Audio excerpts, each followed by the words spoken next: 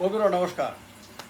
এবার লোকসভা নির্বাচনের পর ভারত কি আগামী 5 বছরে একাধিক প্রধানমন্ত্রী দেখবে? যেমনটা 1996 সালের লোকসভা নির্বাচনের পর 1998 সাল পর্যন্ত, 98 সালের নির্বাচনের আগ পর্যন্ত ভারত 3জন প্রধানমন্ত্রীকে দেখেছিল। প্রথম শপথ নিয়েছিলেন অটল বিহারী বাজপেয়ী। এরপর ওনার সরকার 13 দিনের মাথায় পড়ে যায়, সবাই জানেন। তারপরে এইচ.ডি. দেবেগৌড়া প্রধানমন্ত্রী হন, তার সরকারও বেশি দিন টিকতে পারেনি, পড়ে যায়।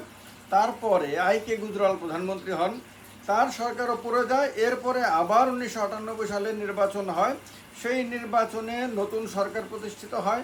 সেই সরকারের প্রধানমন্ত্রী হন অটল বিহারী বাজপেয়ী এবং তার সরকারও 1999 সালে পড়ে যায়। তারপরে নতুন নির্বাচন হয়, সেই নির্বাচনে বিজয়ী হয়ে তিনি 5 বছর ক্ষমতা ভোগ করেন। এইবারে এখনও পর্যন্ত যেরকম ভোটারদের মতিগতি দেখা যাচ্ছে, বিভিন্ন বিশ্লেষকদের বক্তব্য, বিভিন্ন সংবাদ বিশ্লেষণ করে যা বোঝা যাচ্ছে, তাতে কোনো একটি দল একক সংখ্যাগরিষ্ঠতা নাও পেতে পারে। তা সেই দিকেই দেশ যাচ্ছে, দেশের নির্বাচন যাচ্ছে বলে অধিকাংশ আপনার বিশ্লেষক, যারা নিরপেক্ষভাবে বিশ্লেষণ করে, তারা মনে করছেন বিজেপি 272-এর নিচে সিট পাবে, কিন্তু কতটুকু কম পাবে সেটা একটা বড় ব্যাপার। কিন্তু 272-এর নিচে সিট পেতে পারে। তারা কেউ মনে করছেন না কংগ্রেস 272 সিট পাবে। তারা সবাই মনে করছেন কংগ্রেসের সিট বাড়বে, কিন্তু কতটুকু বাড়াতে পারবে? কংগ্রেস কি 50 থেকে 100-র মধ্যে থাকবে, না 100 পার করবে? 100 পার করলে কি 150 পর্যন্ত পৌঁছতে পারবে? কোনোভাবেই কেউ এটা মনে করছেন না কংগ্রেস 272 বা 200+ হবে, কোনোভাবেই না। এটা যদি কেউ বলে তাহলে আবেগের কথা হবে, আবেগের কথা এক জায়গাতে, আর বাস্তব বিশ্লেষণের কথা আরেক জায়গাতে। কোনোভাবেই কংগ্রেস এমন পজিশনে নাই যে সেখানে কংগ্রেস একা সরকার গঠন করার মতন অবস্থাতে চলে যাবে। কিন্তু একটা জিনিস সবাই মানছে যে বিজেপি একা সরকার গঠন করতে না পারলেও বিজেপি যে একক বৃহত্তম দল হবে, এ থেকে কারোর কোনো সন্দেহ নাই। বিজেপি যে সিঙ্গেল লার্জেস্ট পার্টি হবে, অর্থাৎ সবচেয়ে বেশি সিট যে বিজেপিই পাবে, সে 200ই হোক, 220 হোক, 250 হোক, 272 হোক, অথবা 272-এর বেশি, সংখ্যাটা যাই হোক না কেন, সিঙ্গেল লার্জেস্ট পার্টি বিজেপি হতে চলেছে। এটা সবাই এক বাক্যে মেনে নিচ্ছেন এবং সেই দিকেই নির্বাচন যাচ্ছে। এখন কথা হলো, নির্বাচনের পরে কাকে রাষ্ট্রপতি ডাকতে পারে? রাষ্ট্রপতি কি কোনো জোটের নেতাকে ডাকবেন, না সিঙ্গেল লার্জেস্ট পার্টির নেতাকে ডাকবেন? সাধারণভাবে পরম্পরা অনুসারে সিঙ্গেল লার্জেস্ট পার্টির নেতাকেই রাষ্ট্রপতি ডেকে থাকেন। সেই দিক থেকে হিসেব করলে যে নির্বাচনের পরে বিজেপি সিঙ্গেল লার্জেস্ট পার্টি অথবা একক বৃহত্তম দল হলে পরে সেই দলের নেতা হিসাবে নরেন্দ্র মোদীকে রাষ্ট্রপতি আরও একবার সরকার গঠন করার আমন্ত্রণ জানাতে পারেন এবং তার সম্ভাবনায় আমি বলবো 99.99%।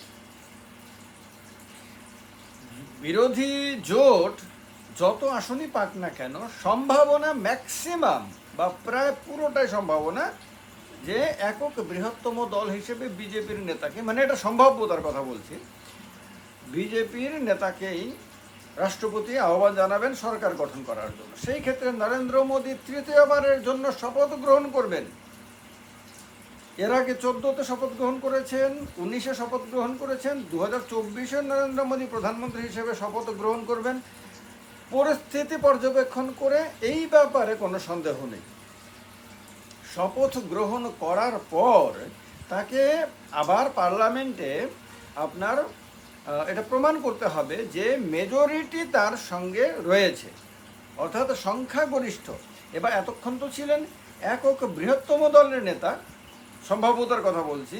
এবারে শপথ নেয়ার পরে প্রমাণ করতে হবে যে পার্লামেন্টে মেজরিটি সংখ্যক আপনার এমপি তার পেছনে রয়েছেন এবং তাকে সমর্থন করছেন। সেই ক্ষেত্রে আপনার আস্থা ভোট হবে। আস্থা ভোটে যদি জিততে পারেন, যদি বিভিন্ন দলকে ম্যানেজ করে যদি সমর্থনের সঙ্গে আনতে পারেন, তাহলে সেই সরকার অন্ততপক্ষে 6 মাসের জন্য টিকে যাবে। কারণ 6 মাসের মধ্যে দ্বিতীয়বার অনাস্থা আনা যায় না, আস্থা অনাস্থা কিছুরই ব্যাপার থাকে না। তো অনাস্থা যেহেতু 6 মাসের মধ্যে আনা যায় না, সেহেতু 6 মাস তো গ্যারান্টেড একটা সরকার, যে মানে একবার আস্থা ভোটে বিজয়ী হলে তারপরে 6 মাস পর্যন্ত সরকারটা নিরাপদ থাকে। তো সেই রকমভাবে সরকারটা চলতে থাকবে।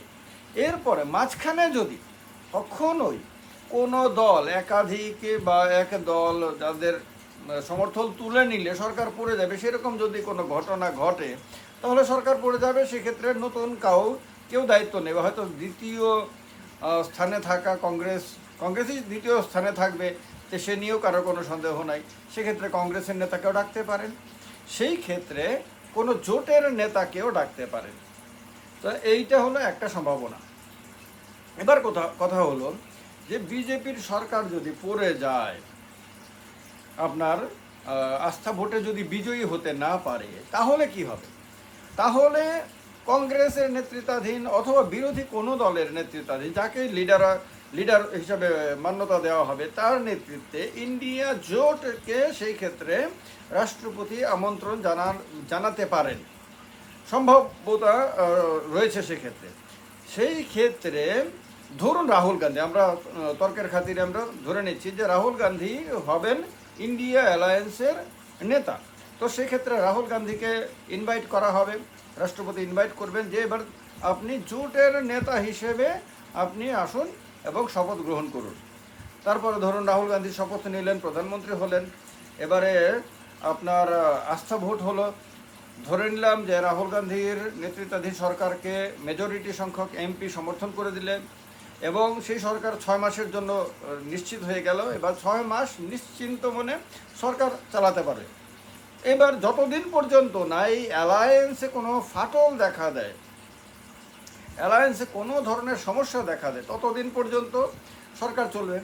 কিন্তু কথা হলো যে অনেকগুলি দল মিলে যদি সরকার গঠিত হয়, সে বিজেপির নেতৃত্বে হোক কংগ্রেসের নেতৃত্বেই হোক, সেই সরকারকে বেশি দিন টিকতে পারবে? অটল বিহারী বাজপেয়ীর যে ইমেজ ছিল, যেভাবে সব দলের সব মতাদর্শের মানুষকে একত্রিত করে তাদের বিভিন্ন জনের বিভিন্ন ভাবনাকে, বিভিন্ন এলাকার যে স্পেশালিটি রয়েছে সেগুলোকে মান্যতা দিয়ে বিভিন্ন পরিস্থিতিকে ট্যাকেল করে যেভাবে দক্ষতার সঙ্গে তিনি 5টা বছর 1999 থেকে 2004 সাল পর্যন্ত তিনি সরকারটা চালিয়েছিলেন এবং তিনি দক্ষতার প্রমাণ দিয়েছিলেন, এক্ষেত্রে একটা ব্যতিক্রমী একটা উদাহরণ তৈরি করেছিলেন ভারতীয় রাজনীতিতে, তেমনটা কি আপনার অন্য কেউ করতে পারবেন? বা বর্তমানে যারা আছে তারা কি করতে পারবেন? নরেন্দ্র মোদীর ক্ষেত্রে এটা কিন্তু প্রমাণিত নয়, কারণ নরেন্দ্র মোদীজি যখনই প্রধানমন্ত্রী হয়েছেন তিনি অ্যাবসলিউট মেজরিটি নিয়ে প্রধানমন্ত্রী হয়েছেন, 14তেই হোক 19-এ হোক, অ্যাবসলিউট মেজরিটি নিয়ে। তো অ্যাবসলিউট মেজরিটি আপনার পূর্ণ সংখ্যাগরিষ্ঠতা নিয়ে সরকার গঠন করে প্রধানমন্ত্রী হিসেবে কাজ চালানোর অভিজ্ঞতা একরকম।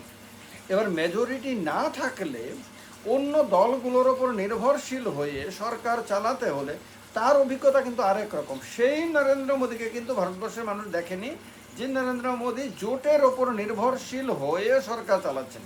তো সুতরাং সেই ক্ষেত্রে নরেন্দ্র মোদীজি কতক্ষণ সরকারকে নেতৃত্ব দিতে পারবেন এবং সরকারকে ঐক্যবদ্ধ রেখে চালাতে পারবেন, বা রাহুল গান্ধী কতক্ষণ সরকারকে চালাতে পারবেন, কতক্ষণ সবগুলো দলকে একত্রে ধরে রাখতে পারবেন, সে রাহুল গান্ধী হোক বা মল্লিকার্জুন খড়গে হোক অথবা অরবিন্দ কেজরিওয়াল হোক অথবা মমতা ব্যানার্জি হোক, যেই প্রধানমন্ত্রী হোক বিরোধী দলের, কতক্ষণ ধরে রাখতে পারবেন?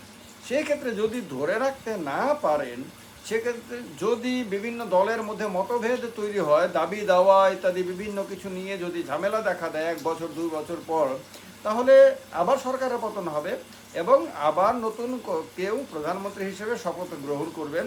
অর্থাৎ যে চিত্রটা আমরা 1996 সালে আপনার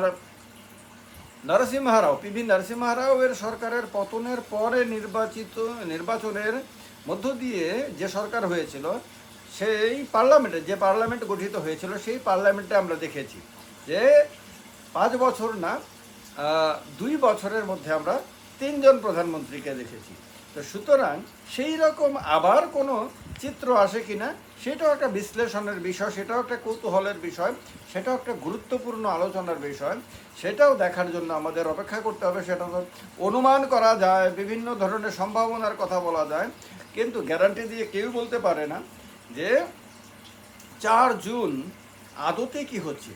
যেটা মনে করছে অনেকে বা অধিকাংশ মনে করছে যে বিজেপি মেজরিটি পাবে না, আবার এমনটা হতে পারে উল্টো হয়ে গেল, বিজেপি মেজরিটি থেকে অনেক বেশি সিট পেয়ে গেল, যেটা হয়তো অনেককে অবাক করে দেবে, অনেক বড় বড় আপনার পণ্ডিতকে হার মানাবে, একদম মানে পণ্ডিতকে মূর্খ বানিয়ে দেবে, এরকম ঘটনা ঘটতে পারে।